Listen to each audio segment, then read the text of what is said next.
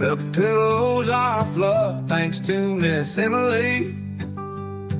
The couch is wide enough, join the family. It's all love while we laugh at first criminalities. Hey, hey, hey, welcome to the Sofa Squad. Sipping from the cup at hey, hey, hey. Come laugh with the Sofa Squad. Can't roll my damn eyes hard enough. Oh, please, the puppies need me. Oh, oh, please, my body is rejecting none of that fancy credential stuff. I'm just here for the cringe binge. Hey, hey, hey, welcome to the Sofa Squad. Sipping from the cup and hey, hey, hey. Come laugh with the Sofa Squad. Can't roll my damn eyes hard enough.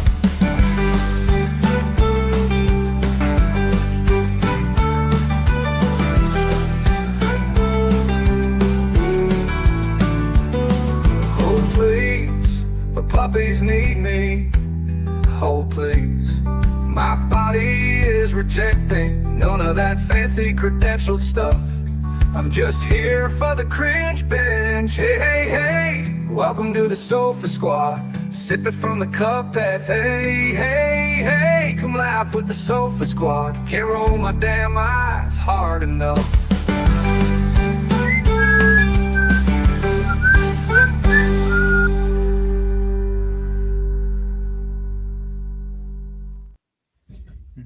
Hello, everybody. Hello, Sofa Squad. How is everybody doing? Bo says hello, too. Oh, thank you for the one, Vicky. You already know what time it is. I appreciate it. Thank y'all for being here. Hello, Tux. Hello, Mods. Thank you for being here and holding everything down. I greatly appreciate y'all. And thank you, Squad, for being here, too. Shibba-dibba-dibba-doo. So, y'all, a couple of things. We're going live now a few minutes early because there's this stream that Shayna sent me earlier, and it's like opening statements or whatever of the Sarah trial. So I don't know really what it is. I'm like, is it going to be audio? Are they going to let us hear it? Hey, Shayna. But it starts at 7. So I want to like watch it with y'all to see, because I mean, hello, opening statements. Like, I'm dying for this, right? So I was like, let's go live early so I can explain what's going on. And if it's something that's like, whatever, if it's not worth it or whatever, we'll sit here and read through. Well, let me rephrase that. Depending on how long, whatever it is we're getting ready to watch, we're still going to go through the daily updates that they did. But if this covers that, then we won't, if that makes sense. So there's that. So anyway, I hope everybody's well. Now, y'all can't see it, but the room is finished being painted. However, there's still some blue. Well, you can't see this, but I got to get some blue tape off of the walls. Now, y'all, this is a paint job where you cannot look close at it, especially the other half of the room. That was the second part, because I was over it. There's navy blue on the ceiling. There's navy blue on the trim. But I was like, I've got to get this done. So, but that was really good. I was like, oh, thank goodness. So now I can like start getting everything else situated or whatever. So that being said, also today, as far as for people who, and thank you again for all the feedback on the bad lip reading. Hey, Sandy. I chopped up the clips that I'm using for the Sarah Boom bad lip reading video. And there you go. Hey, Peachy. Yeah, Peachy, this actually was, so I painted it navy blue in here. It looks like a teenage boy's room now, doesn't it, with the navy blue and everything. They had it as, I don't know how to explain it, but almost like a bonus room. It's a bedroom, but it feels like a bonus room with a door to it, if that makes sense. Like for a bedroom, it feels a little bit awkward, but like in the listing, it's like, oh, it's a bedroom. But like there's a whole wall of windows right here. And then there's like the AC is in, you can't see it, but the AC is in this closet. You know what I mean? There's just like, it's kind of odd. They had it set up for like a bonus room. Like they had a TV and there were recliners and like a game table and books and stuff like that. And I was like, oh, this is going to be the studio. And yeah, I wanted it to be just dark and cavernous for lighting mostly. Hey, Emily, how's it going? How are you feeling? Let me see if they're doing anything up here. Waiting for Click Houston. Let's refresh it. Hold on. I said, hey.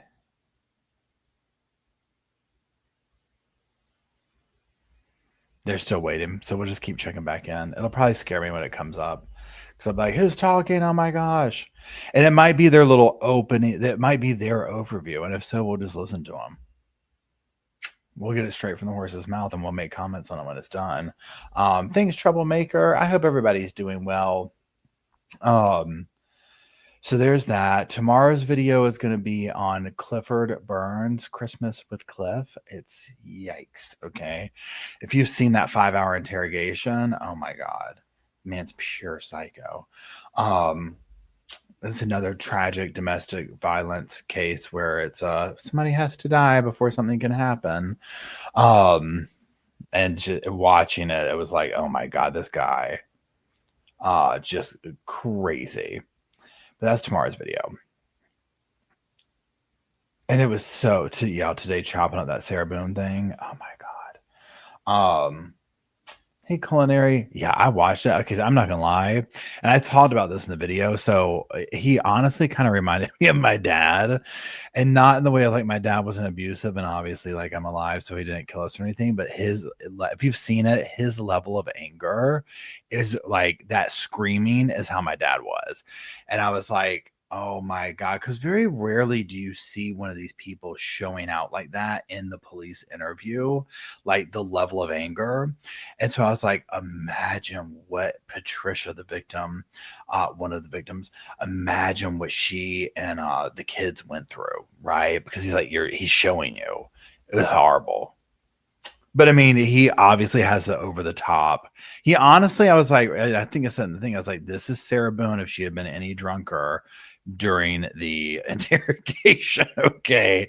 She was a paycheck away from that. Oh, you did just, Joe? Where'd you send it to? I've been bad about email the last couple of days. I apologize to anybody who's emailed me.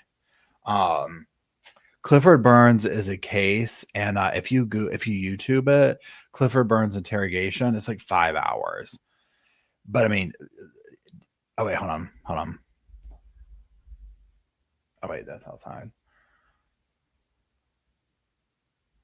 Never mind. We're still waiting. Trial date, emotional testimony from. Wait, what was this? Trial date to emotional testimony from victim's mother and sister. I think this might be just the notes, whatever. So you know what? Hold on. Here. Wait, come here. Boop, boop, boop, boop. But I was like, hello.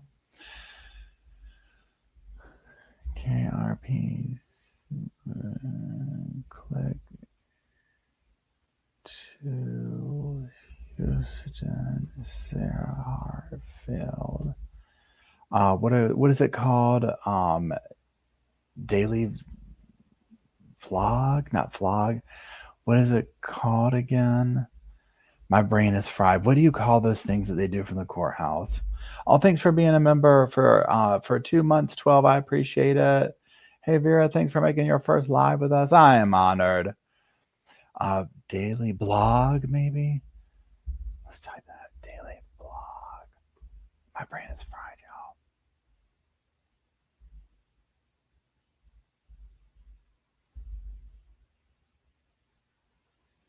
Okay, here we go. This is what we'll do. We'll start reading through this, and then when they start talking, we'll switch over to that. Okay, so I'm going to be reading. This is the same dude who's been covering this, okay? At 9:08 a.m., opening statements began from the prosecutors. So Prosecutor Vargas told jurors that Joseph Hartsfield family was initially happy when he met Sarah and described her as a caring and smart person.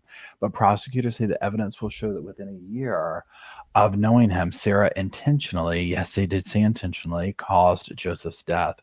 Jurors heard that the couple's role in romance concealed Sarah's true identity. Their fighting was described as incessant. Okay, I'm just trying to say it right. They didn't put it 3 times. Vargas and Sarah resented Joseph's love. Vargas said Sarah resented Joseph's love for his family, disliked his son, complained about his income and job, and even the way he kept their home while working long shifts. She accused Sarah of believing Joseph would financially ruin her, like she was a real breadwinner, or not breadwinner, but like she's saying it like she was the the real catch of the relationship, right? And it's just like, hello honey, you have like a pile of bodies to your name. Okay, he was doing good without you, he just didn't know that, unfortunately, until he got with you. Okay, anyways, let's keep going.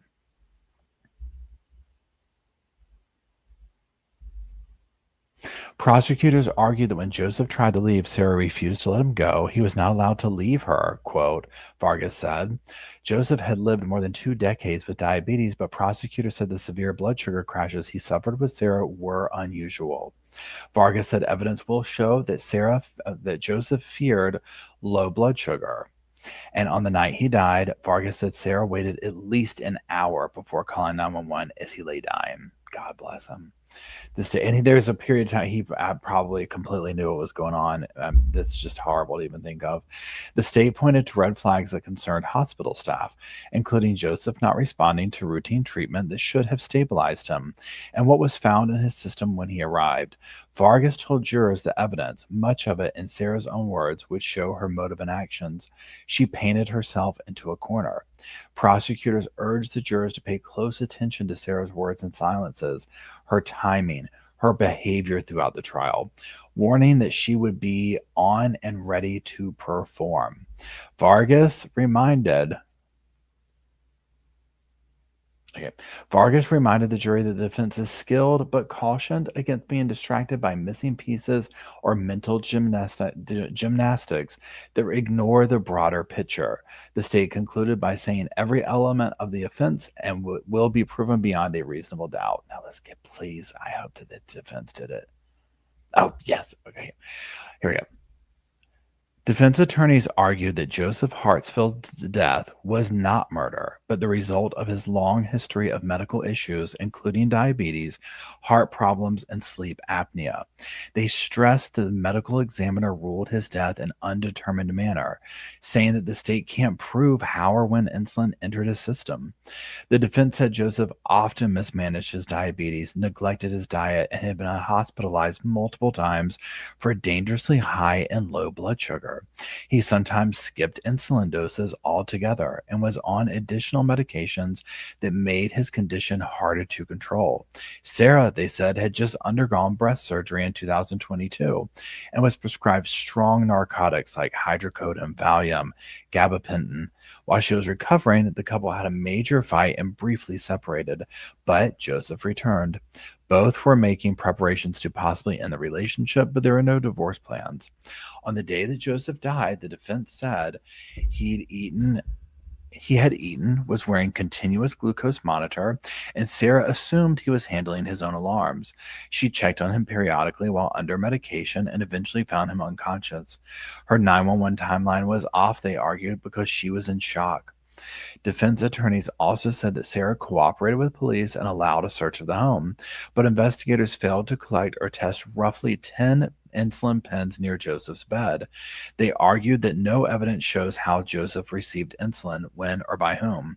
They told jurors the state is spinning a narrative without proof, noting that Sarah may not have acted perfectly, but had no legal duty to intervene in his medical care. She could have done better, but that is... So there you go. And thanks for waiting for us here on YouTube Live. Just switching over some of our technical things here to go from TV to continue the conversation here on YouTube. We have our legal expert, Rick DeToto, in studio once again to join us and kind of break down some of the big developments. Rick, how are you today? I'm good. How are you? Good. It's been a long day. I mean, it was really emotional in there, seeing the family of Joseph Hartsfield tear up several times and really have trouble talking about the final days with him. And so I wanted to pick up with you, though, right where we left off on TV, and that's with these extraneous offenses, these alleged past crimes or bad acts that Sarah Hartsfield has never been convicted of. When we talked last night, you did express some concern about those things being brought up during the trial. And I do want to show everyone here kind of the main one that came up from both witnesses that testified today. We've got David Bragg, who is an ex-fiance of Sarah Hartsfield. He was also, according to his family, making plans to leave her in the time leading up to his death. And in this case, he was fatally shot back in 2018. At that time, it was ruled self-defense. But then after Sarah got indicted for murder here in Chambers County, just days later, the prosecutor's office there in Minnesota told us that they had reopened the investigation in light of some new information that came into the sheriff's office. So since we did end up hearing some of that testimony today, Rick, I want to just get a sense from you, your initial thoughts to that, and then we can dive into it a little bit more. Yeah, so I think it's really dangerous for the defense, and I think in a way the fox is now in the henhouse regarding the extraneous offenses. Just because a defendant gives a statement, and defendant's statements are generally admissible in criminal trials, doesn't mean it overcomes the high burden of allowing extraneous offenses that happened in the past to prove that the person conformed with that in this case. It's really dangerous, in my opinion. I think that the defense lawyer is trying to do everything he can to keep that out. But just because she told them about those doesn't mean it's admissible in this case. And it puts the defense lawyer in a difficult position now because he has to rebut those claims. For example, in the shooting of the older husband, it was ruled self-defense. And I think there's an opinion of that by the city attorney. He's going to now have to introduce that into the proceeding to rebut what's been said at this point. So we have seen that some of that the law enforcement that investigated that case back in Minnesota has been subpoenaed to testify here. We don't yet know if the judge will let that law enforcement officer testify or not. But now that this has come up and both the witnesses talked today about that shooting and hearing about it from Sarah, do you think that then kind of lends itself to ultimately having that law enforcement officer testify, or what do you think? Yeah, it's hard for me to speculate on that, on what the court is trying to do regarding the extraneous offenses. I think the ruling, as I understand it, was that it was an admission by the defendant, so it comes in. But now the door is wide open. So does that mean that the prosecution can bring the law enforcement officers like you discussed, and then the defense has the right to bring any evidence to rebut that? Now, if I'm the defense lawyer in this case, I kind of want them to bring that in at this point because I have a written letter from the city attorney saying that it was self-defense, that he's not going to charge her, and that kind of stood in this case. So it's going to be really interesting to see how both sides handle that information. It will be interesting, and it sounds like the judge will likely be kind of ruling as each witness comes in on what they can or can't talk about under that section when we're talking about these extraneous offenses. I also want to ask you about proving this murder, because we talked about this last night, and it's, there is no specific manner of death that's been determined by the medical examiner's office in this case. So her defense attorney, Case Darwin, he did bring up during his opening statement today that, the state is not going to be able to prove how much insulin Joseph Hartsfield ultimately had in his body. The state in their opening statement really didn't say who gave him the insulin or how much he was given. And in this case, they even specifically said that the insulin pens that they found as part of this investigation were not even tested for fingerprints. Is that going to be an issue here?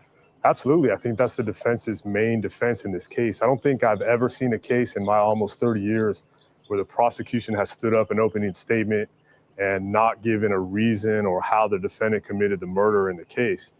We're taught as lawyers in law school that in opening statement, it's super important to get across what your theory of the case is.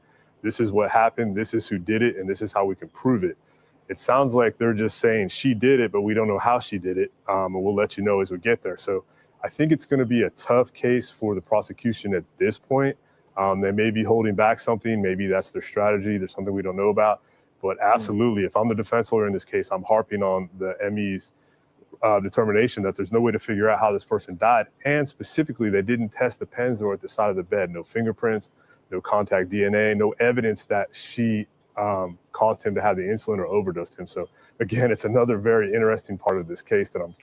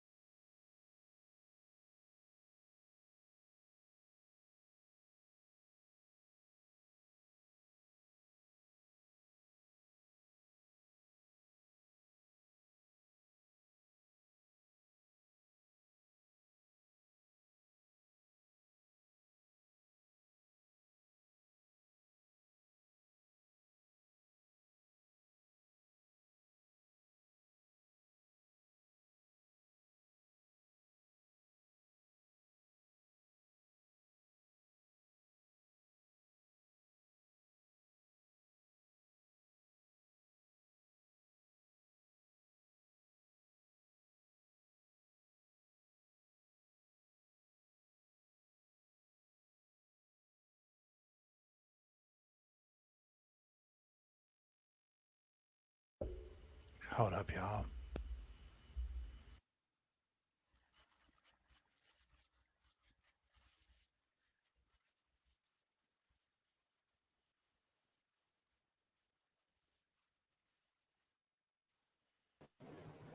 Yeah, and I also want to ask you about the bling, honestly, because I saw the ring today. I saw a bracelet yesterday. Are defendants who are usually in custody, do you see them come to court for their trial? I don't know what else to call. I mean, in the bling and really showing up for that. Yeah, we typically don't see defendants that are in custody have the ability to let the jailers put on all kinds of jewelry and stuff like that. But most importantly, as a defense lawyer, I tell my clients in trial, you want to be very conservative. You want to be very low key. You don't want to have flashy rings or earrings or anything that draws attention to yourself.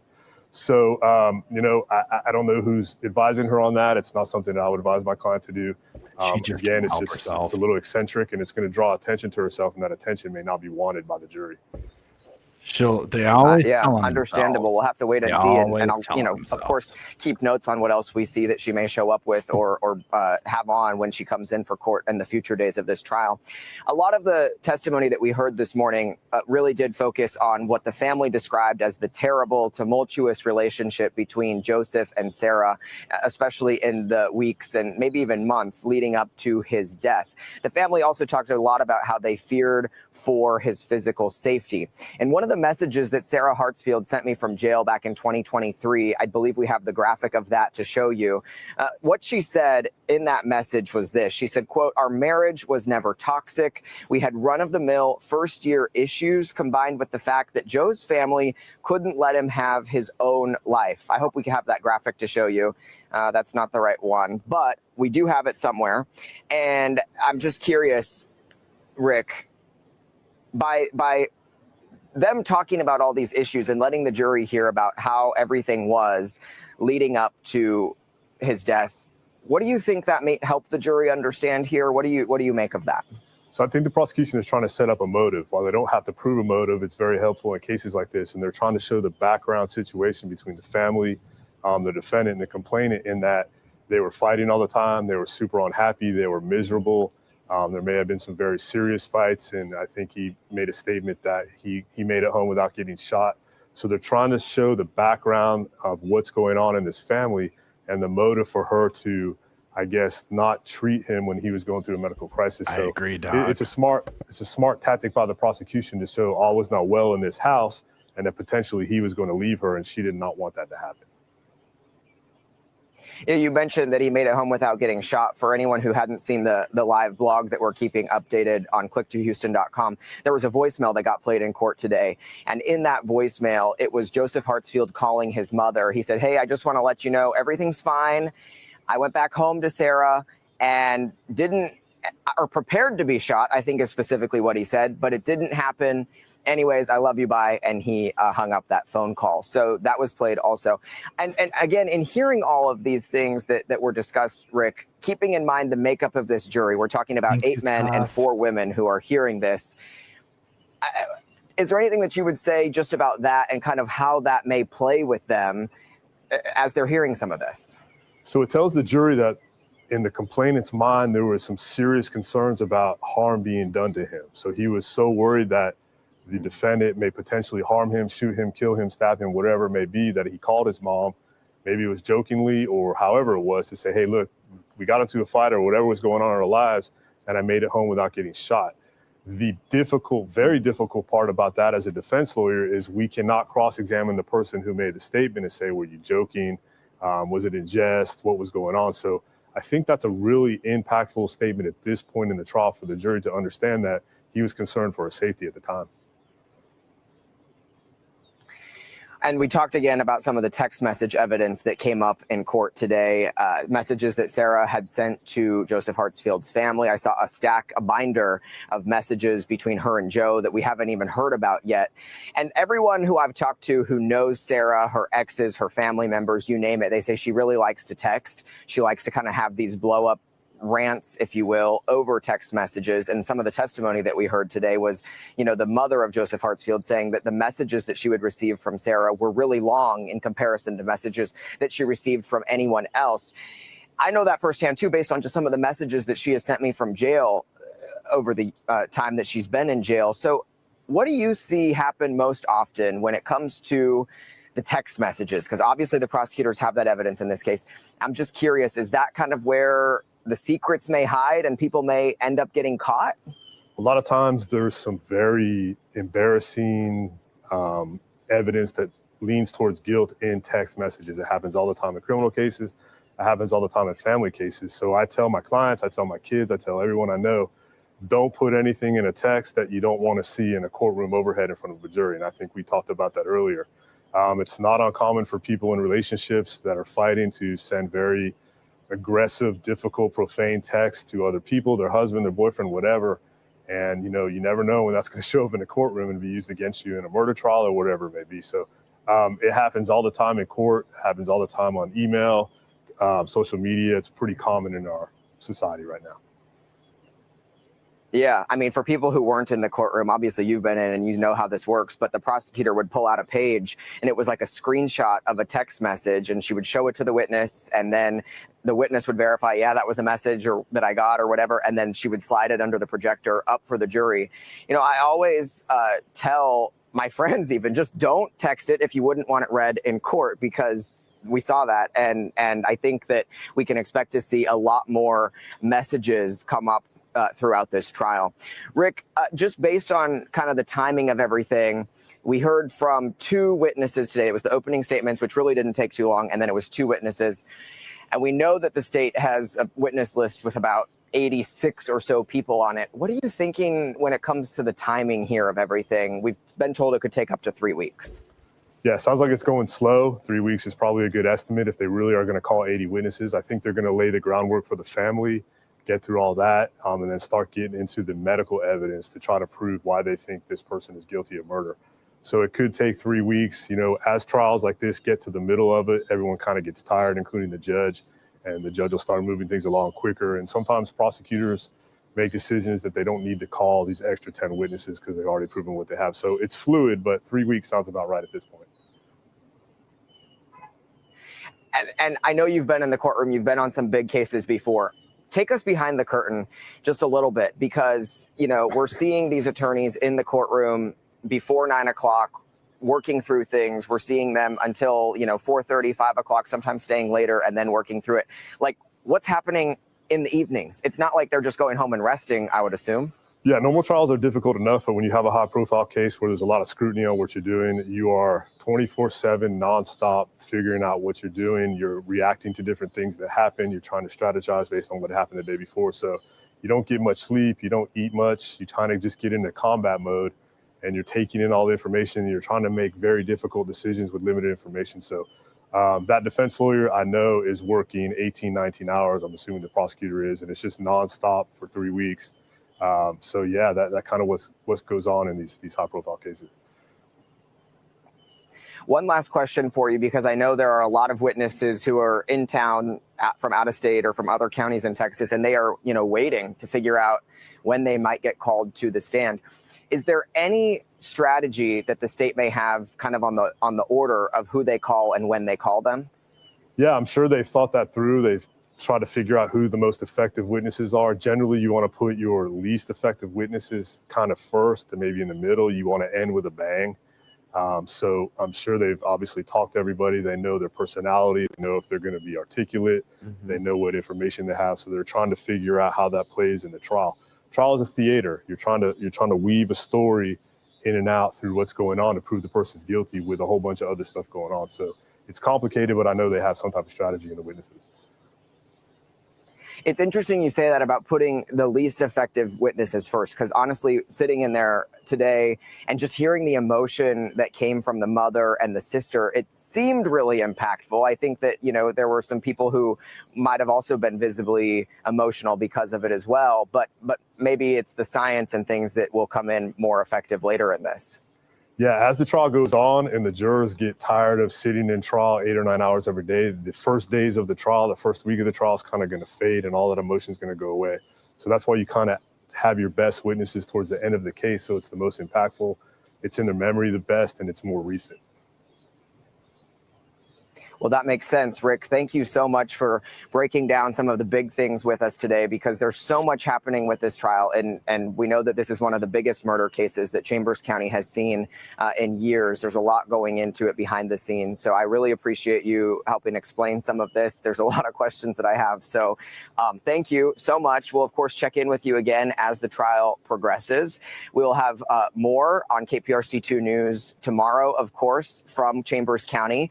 And if you missed the beginning of this, we do have just a quick recap from court. We had heard from the mother of Sarah Hartsfield back in 2020, the mother of Joseph Hartsfield. We heard from her back in 2023 when we were working on a documentary about this case before it went to trial. So one of the things that she told us is what she also said to the jury today. And so we have that recap for you to play, and we will see you again tomorrow from Chambers County.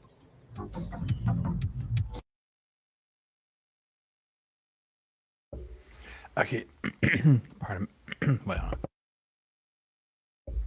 Sorry, I had to clear my throat all of a sudden. Okay, so a couple of things that stood out to me is this. First of all, when he was talking towards the end about like when you bring witnesses up, this, that, and the other, yada, yada, yada. Okay, so this is my thought process on it. And y'all tell me what you think. Obviously, you know, this is coming from just sofa credentials, not professional, whatever. Okay, so when they were talking about bringing up the family and this emotional testimony, and he's talking about she didn't shoot me, okay, in situations like this, I'm like, wow, that's powerful. And if you also look at, you know, because okay, so my degrees in English, creative writing, storytelling, all that kind of stuff, right? So when we're watching these cases and whatnot, and you know, law degrees and whatnot, there's a huge part of storytelling, you know, the English literature, like all that, a big backbone of that, right? For this very reason, in my humble opinion. Okay, when you're up there telling the story of the victim, telling the story of the defendant, telling the story of the intersection of how everyone arrived there, it's just that, like, you're telling a story, right? And so getting there and having the family and all these people up there in the beginning to create a foundation of, especially in this, and we'll talk about what he said in a second about in the very beginning, where it's like, well, they didn't do the testing of the insulin, all this, where there is going to be maybe some complications of, you know, this might be a stretch to get like, we don't have all the stuff we really need to make it locked in. Not that any of them are. What I'm getting at is, okay, I think it's a good thing to build the foundation with emotional testimony from family members, from this and that, from creating the thing of like, well, wow, he was scared he was going to get shot on the way home. And the mother's up here saying this and that, because just like he said, the trial goes on, people kind of forget, they do this and that. And then you're hitting them with like some of this like hard facts at the end. And they're remembering some of this testimony, especially closing arguments, where it's like, hey, wait a minute, remember, you know, A, B, and C happened in the very beginning. That's the foundation we build this story on. Okay. So very interesting. Now, also on that right there too, when they were like, yeah, they don't have any DNA, they don't have any testing, they can't prove this or that, that makes me nervous, right? Because I'm like, she's obviously a master manipulator, if you will. Okay. Now, here's the other thing though, and I don't know who said in the comment section, I think I pinned it. Here's the thing, especially, and I would love to know who on the jury made it that has, what do you call it? Experience with diabetes and whatnot, because my whole thing is this. I'm like,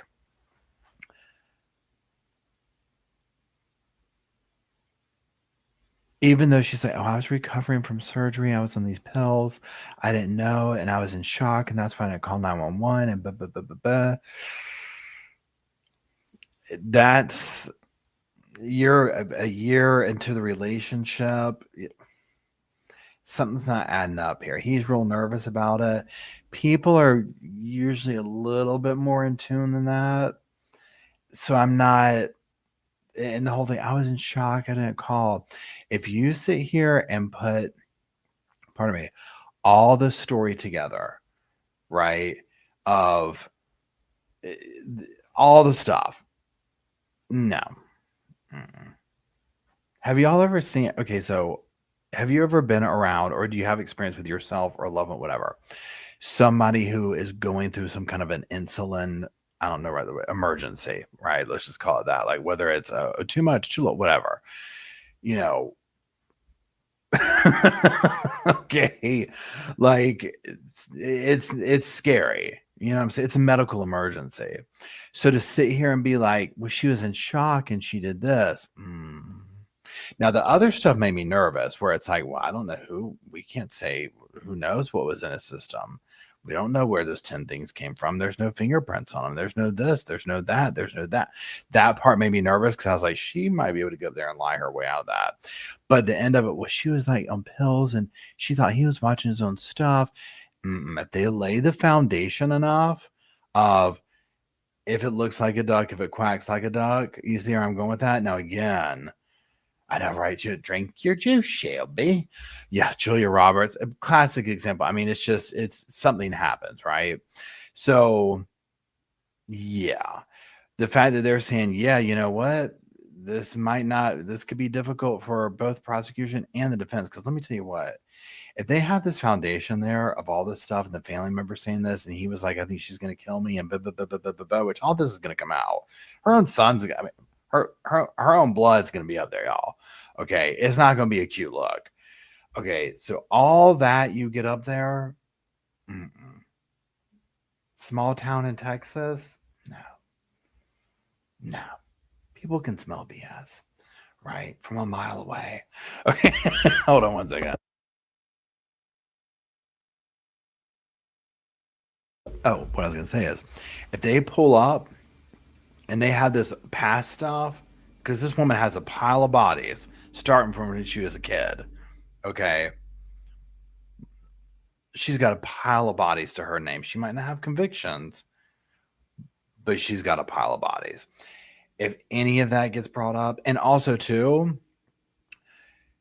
like I said in the beginning, they always telling themselves, wearing jewelry to the thing, can't roll my damn eyes hard enough. Now, also, I don't know if she's got a shot collar on. Did y'all see her just get out of the car and walk up there with a deputy? And now, mind you, I mean, I get it. It's like, well, why run? But I mean, I was like, you just let her go, like walk up there like that. You know what I'm saying? And then like that, like she wants, I think Doc, you said it too. She wants that attention. You know, it's not a good idea. It's not, it's not a good idea to, do this or look a certain way. Oh no, she's going to wear her jewelry. Those are the little things they can't help themselves. Gets them every time. It's the equivalent of being like, no, I'm going to get up there and testify. Trust me. When they look at the videos I took of the suitcase night, they're going to know I was the victim.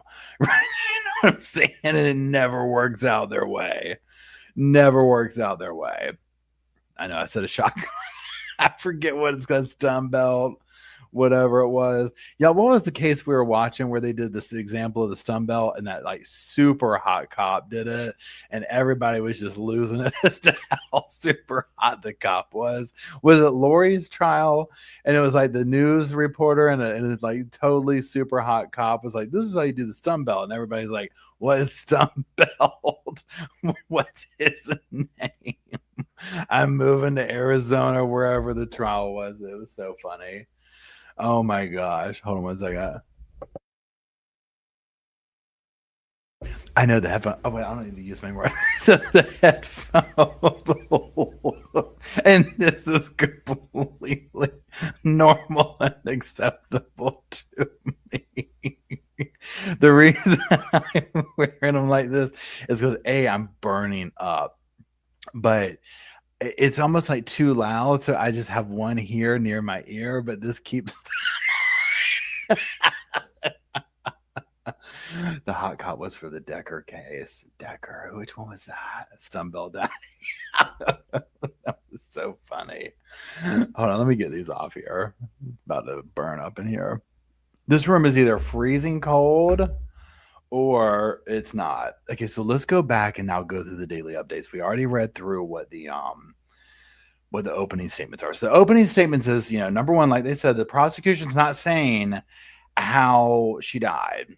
Dominique says, can't you turn it down? Well, that would just be real simple now. Welcome to Paul's world. It's easier to wear them stretched across your whole head. it than to simply just turn the volume down.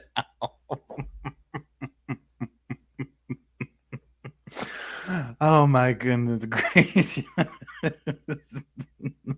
Oh, how much my life would be different if I just simply turned the volume down. But yes, I could just do that. But that just doesn't keep things spicy around here, right? Okay. So hold on, let me do this right here. Okay, here we go. That's fine. Let me find this thing. Okay, so I'm gonna keep going through the daily updates here real quick. Where are we? Okay, here we are.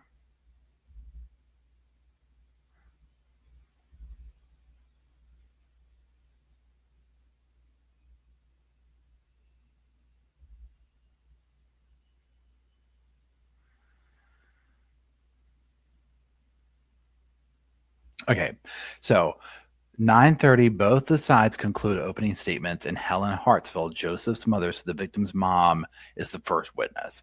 Helen describes Joe as friendly, loving, and argumentative. She said he had diabetes since his mid-20s and was fearful of serious complications due to incidents involving his father. Helen recalled meeting Heather in 2021 shortly after she and Joe connected online. Initially, she liked Sarah but noticed red flags, including Sarah not having custody of her own children. Helen testified that Sarah was controlling, often complained about Joe's income and work, and had conflicts with Joe's son. She said Sarah would leave the house whenever upset and often communicated with her through text messages about issues with Joe. Helen encouraged Joe to turn on the cameras in the home if he felt unsafe. Yeah, I mean, a mom telling her son that, I mean, the jury's hearing this, right? I mean, come on. Helen also described Joe being isolated due to his financial stipulations, missing family events, and the couple's fast-moving relationship. She mentioned that Sarah's behavior around Joe's children was concerning, including her reluctance to have his son around. Helen said she noticed warning signs during their brief time together and recounted a time when Sarah had called her hysterically after... Oh!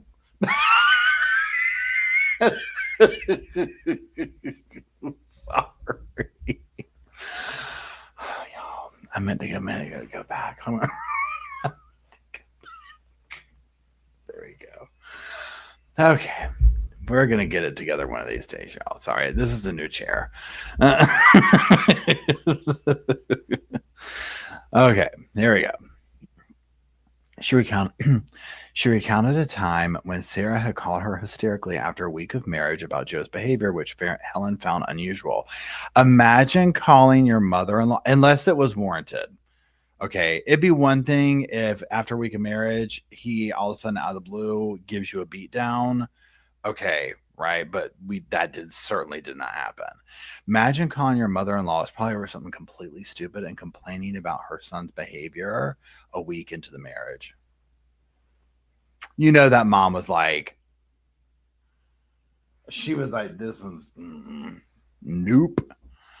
Absolutely not. Oh, wait, who is this? Oh, thank you, Orange Rose, for becoming a member. I do appreciate you. Okay. She testified that Joe's last birthday was the final time Sarah stopped him from attending a family celebration, saying she didn't feel well. Helen said the family sometimes had difficulty reaching Joe, so she isolated him. Yep. Exhibits entered. State's Exhibit 2, a voicemail recording from Joseph to his mother. State Exhibit 4, Joseph's funeral pamphlet, which Sarah disputed over the date of death. 10:30, the jury's given a 15-minute break. After the break, the state introduced a phone call that Joseph made to his mother, Helen, on December 29th, 2022. Bobo, come. Just after returning home. In a voicemail, Joseph told her, "I went home prepared to be shot, but it didn't happen." The jury was excused while the call was played. Then the exhibit was admitted. Helen testified about a series of text messages Sarah sent her in late December and early January. Sarah urged Helen, as a Christian woman, to encourage Joseph to stay in the marriage, accused her of undermining the relationship, and later told the family not to contact them again. As a Christian woman, look at the manipulation. Look at the manipulation. I mean, this is insane. Here's the thing. I mean, evidence or no, that they can't sit here and say who had those insulin things. I mean, come on, y'all. Already the first day. Hold on.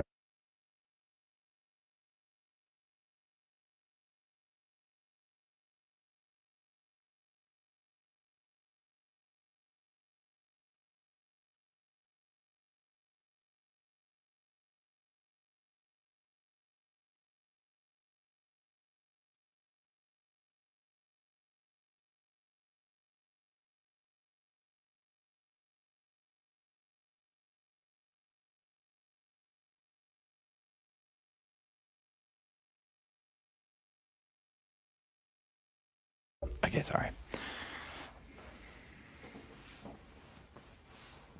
Bubba wanted to go out.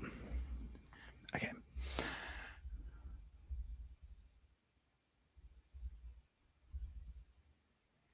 Helen believed that Sarah knew details of private conversations and money she had given to Joseph to help him leave.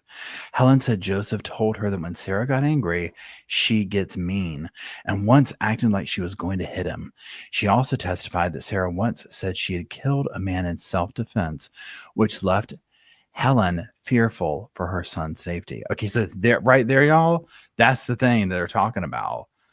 So if that gets brought up, that her ex-husband died self-defense, please, honey, go on and get old Sparky fired up, because I can tell you right now, it's sizzling right now. They've got their finger on the little lever back at state prison there in Texas for this one.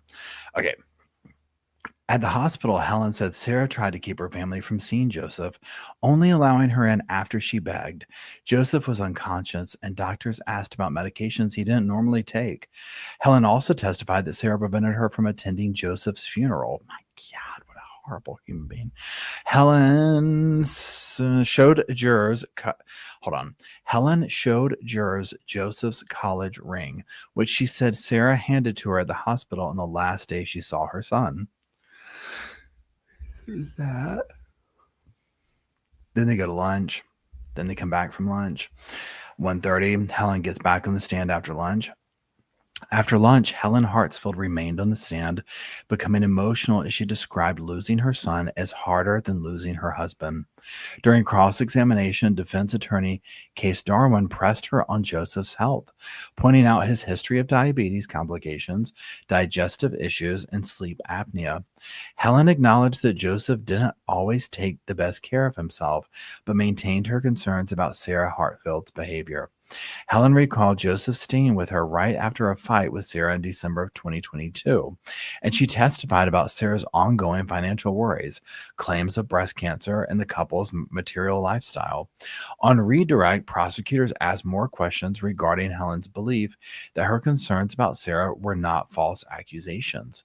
Helen also shared that she warned Joseph to have authorities present if he attempted to leave the marriage and home because it wouldn't end peacefully. The testimony closed with mention of a major family dispute with Sarah that Helen described as World War III. Boom. Shaka laka.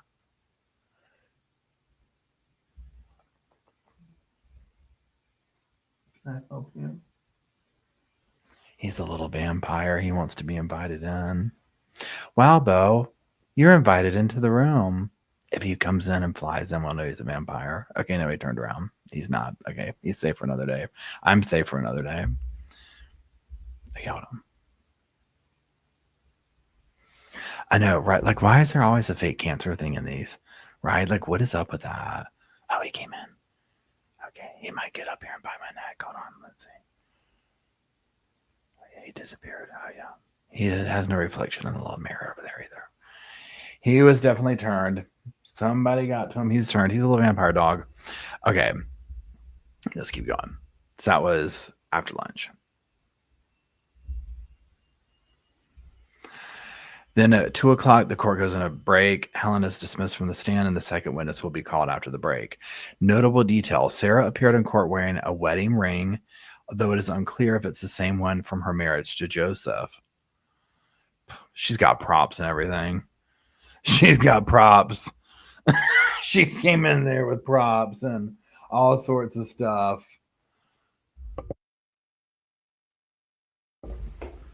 Okay, so at 2:22, the court's back in session, and Jeannie Hartsfield is called as the second witness. This is the victim, Joseph's sister. So she described her brother as someone with a zest for life who wanted love again after his first divorce. She said she was initially happy when he met Sarah because she thought she would help take care of her brother. But Jeannie soon noticed the frequent rants, fights, and Sarah's need for control. Jeannie said that her brother Joseph confided that Sarah was crazy, and because of that, she worried about her brother's safety. She recalled Sarah casually admitting, yes, but it was self-defense when asked if she had killed a man. Oh, see, this is what, so pause for a second for me. This is what's going to do her in, because all these other things are going to come up in here, and like anyone, no, like you'd be like, what? So you're on trial for maybe killing Joseph, and you killed another dude that you were going out with in self-defense? No. What happened to your brother? What happened to your dad? No. She's going to tell on herself. I'm getting more confident about this. Okay, let's go. So Jeannie also stated that she met one of Sarah's children before, her daughter, who claimed to have some worries about her mother. Jeannie also said that Sarah told her that she was upset because she had to sit in court and listen to her children talk bad about her. She said that Sarah also told her the FBI visited her once regarding a murder plot involving her ex-husband's new wife in Arizona. I forgot about that one. Sarah also once exploded during a family fight, screaming, "You'll never effing see him now." As the relationship worsened, Jeannie said that Joseph would say he was leaving Sarah. At one point, a month before his death, Jeannie testified that Joseph opened a new bank account at a credit union with her help and their brother Tony, using their mother's address in Midway, Texas. She said the move was part of his plan to leave Sarah. Quote, "We gave him money to open a checking account to help him leave her," Jeannie told the jury. At the hospital, after Joseph was found unresponsive, Jeannie told Sarah, "I've got a pretty good idea what happened," end quote. She testified that the family was repeatedly denied access to see Joseph in the hospital. Jeannie was very emotional when telling the jury how Sarah would send her angry text messages and even denied the family from attending the funeral. I mean, my God. This woman is evil. Okay, so at 3:20, the court took a break, and when they got back, the state asked a few more questions before passing the witness to the defense. She also described text messages. Remember, this is the sister. She also described text messages from Sarah, including a warning sent to her sister-in-law, claiming she had ways of tapping into phone lines from her military background. Jeannie said the family had already been worried that Sarah seemed to know too much about private conversations. Oh, honey, don't even have to ask twice. She 100% was doing that. In court, prosecutors introduced State's Exhibit 17, a screenshot of a medical chart notes Sarah sent. Hold on. Let me read that over because I'm messing it up. A screenshot of medical chart notes Sarah sent to the family while Joseph was in the hospital. The notes read, quote, "Patient's other family members are also here and claiming they think his wife gave him too much insulin. Police are here," end quote. Sarah followed up with an angry message to Jeannie, quote, "I owe you nothing. The nerve of you is incredible. Nothing short of cruel. Joe would be livid for you to say such a thing and treat me the way you did in the ER. No wonder we decided to cut ties with all of you."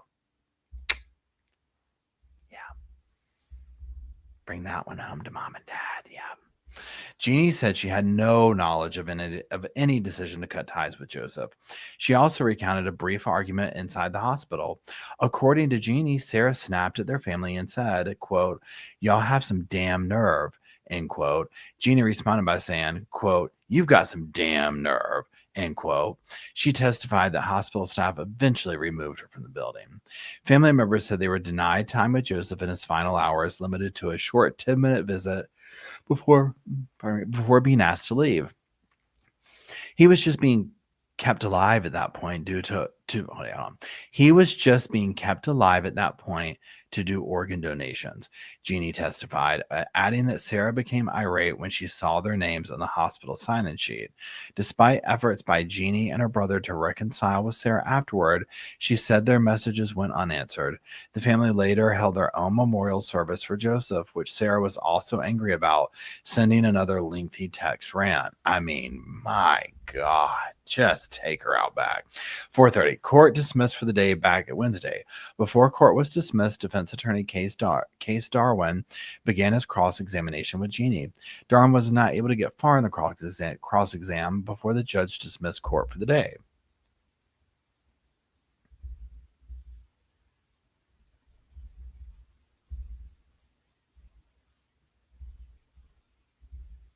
Okay, hold on. Okay. Boom. I said boom. I said a shakalaka. So there's that. So here's my thing. So yes, very emotional testimony.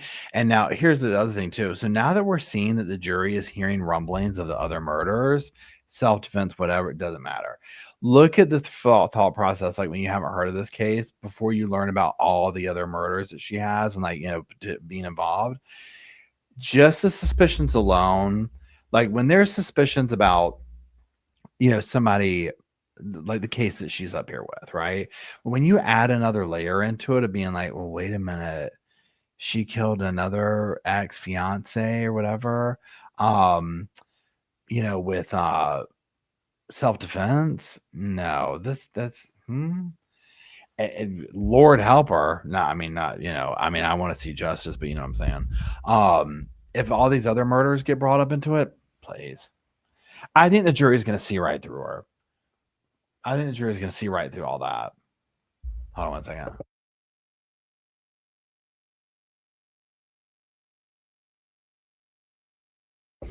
They're going to see all that. They're going to see the whole thing with the jewelry.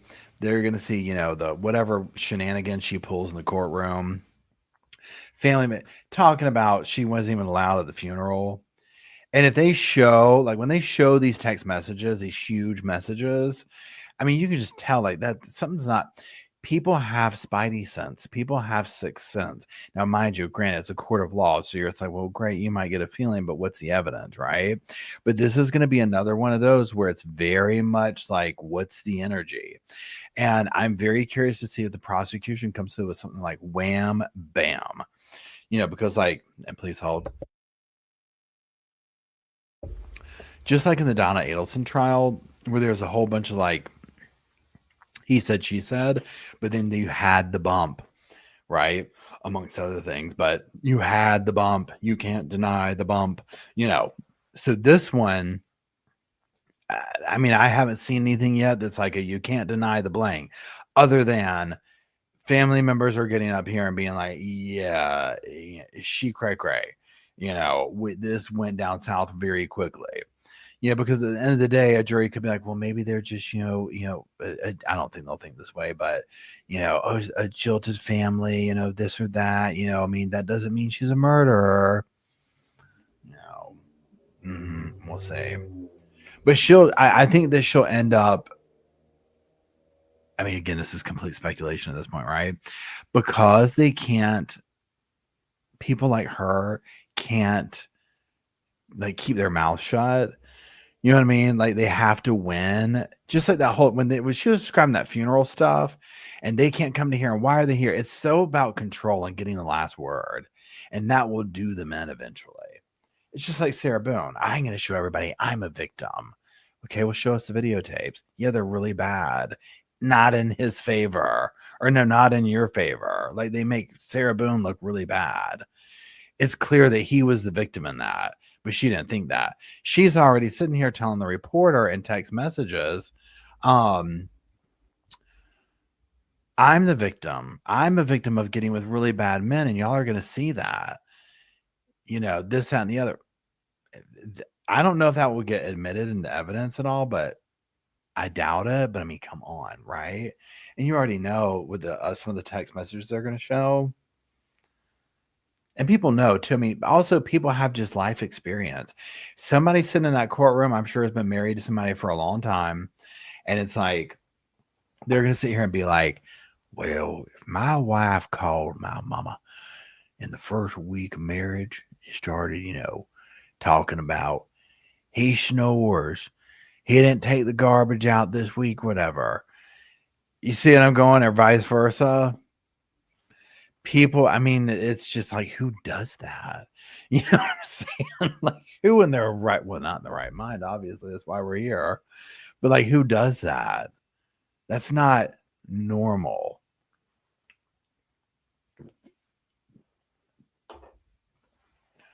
And it was something petty like that. And I think the whole trial is going to be littered with that. You put her own son up there, please. Testifying against her, honey. That jury will be like, yep. What time do we pull the plug? Okay. I mean, I'm just trying to break it down a little bit here. GTSY means good to see you.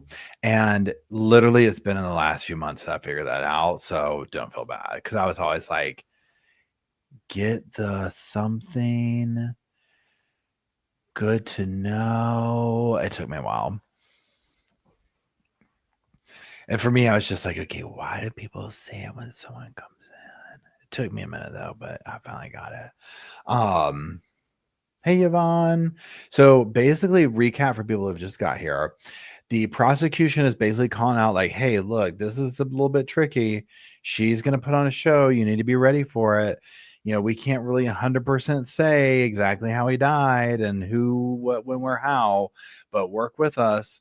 Secondly, the defense is like, she had breast surgery. She was on all these pain meds. She thought he was looking after his own medical stuff. She was out. She was out of it. She was in shock. That's why she didn't call 911.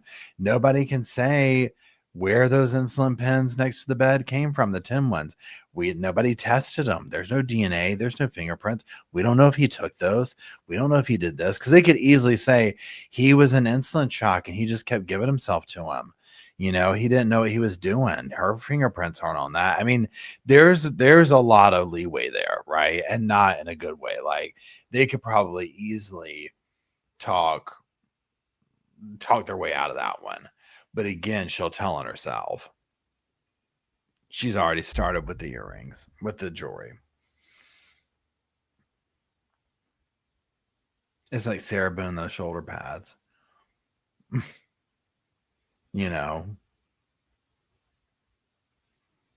Oh man, Cuffy says my mother-in-law got pissed at me and spit in my face the first week of marriage. Oh Lord. Oh, I know that took every bit to hold back on that one right there. My God. You look at the things that people do and it's just like, I get stuck on those TikTok like algorithms of like cringy, like wedding stuff, like where like how do you say it? Like, not the mother of the bride, but sometimes mother of the bride, but the mother of the groom. Like, say they'll try and one up the bride with a dress, or like they'll wear white, or like whatever the faux pas are. You're not supposed to do whatever. And it's just like, people do the craziest stuff. Like, it is what it is. People are both fascinating, wonderful, and scary at the same time, right?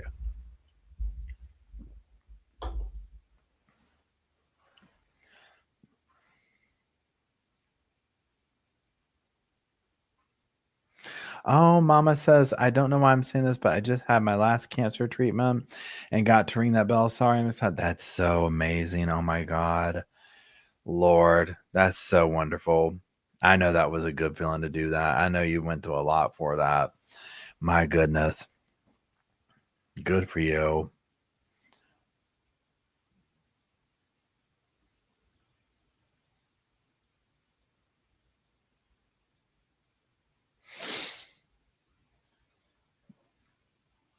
I'm just reading through your comments. Shooby-dooby-doo. So what we'll do is we're going to kind of basically do the same type MO tomorrow night. Pardon me. Where we're going to sit here and read the things and see what he has to say. If there's some kind of, footage we'll watch, whatever. And we'll basically do this as we go, with this trial. Again, Brian, I keep wanting to say Brian Enton when I say it. Brian Walsh's trial is coming up. Now he has some hearing coming up on the 7th, like a pre-trial, the last pre-trial or whatever. And then October 20th, it goes to whatever. So what we'll do is 100% we'll be switching over to that, because I think this is going to go for a minute. Now we do have, I mean, it's the 30th. So tomorrow's the 1st. So they got like 19 days. They might wrap it up. I don't know. We'll see. But if it does that, we'll just do more like every couple of day recap or something like that and keep up with it. Because this trial, I hate they're not streaming it. But they will stream the closing and the verdict. So there's that. And so in the meantime, we'll just kind of do this and read through it each night and catch up with it together. This is fun to me. I love this. And obviously getting laughs in and all that kind of stuff when we can. Oh, that's so sweet, Mama P.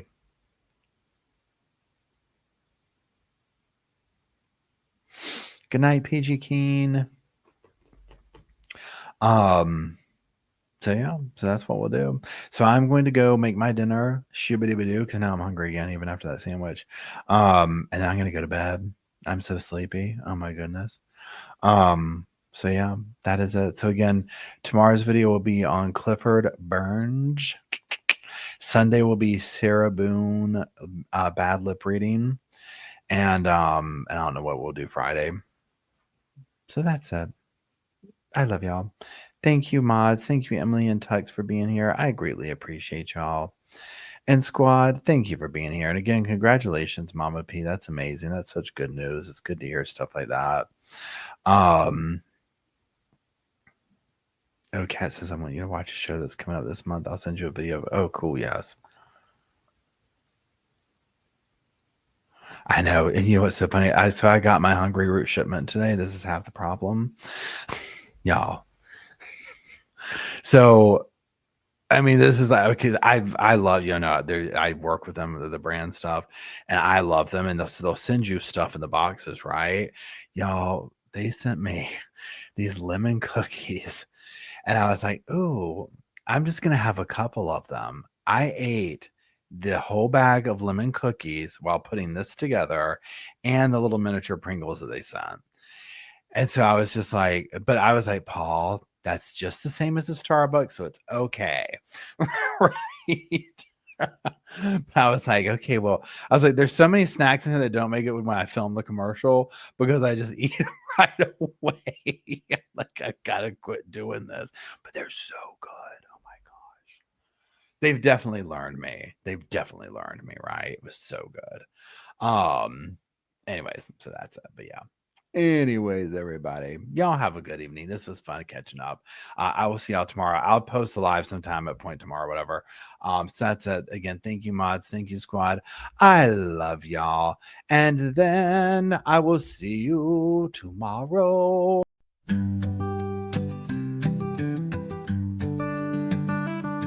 The pillows are fluff thanks to Miss Emily. The couch is wide enough. Join the family. It's all love while we laugh at first criminalities. Hey, hey, hey, welcome to the Sofa Squad. Sipping from the cup at hey, hey, hey, come laugh with the Sofa Squad. Can't roll my damn eyes hard enough. Oh, please, the puppies need me. Oh, oh, please, my body is rejecting none of that fancy credential stuff. I'm just here for the cringe binge. Hey, hey, hey, welcome to the Sofa Squad. Sipping from the cup and hey, hey, hey, come laugh with the Sofa Squad. Can't roll my damn eyes hard enough.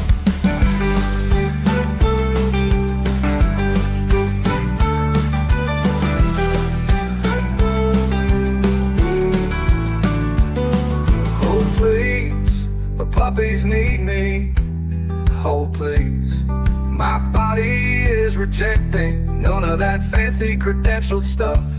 I'm just here for the cringe binge. Hey, hey, hey, welcome to the Sofa Squad. Sipping from the cup that hey, hey, hey, come laugh with the Sofa Squad. Can't roll my damn eyes hard enough.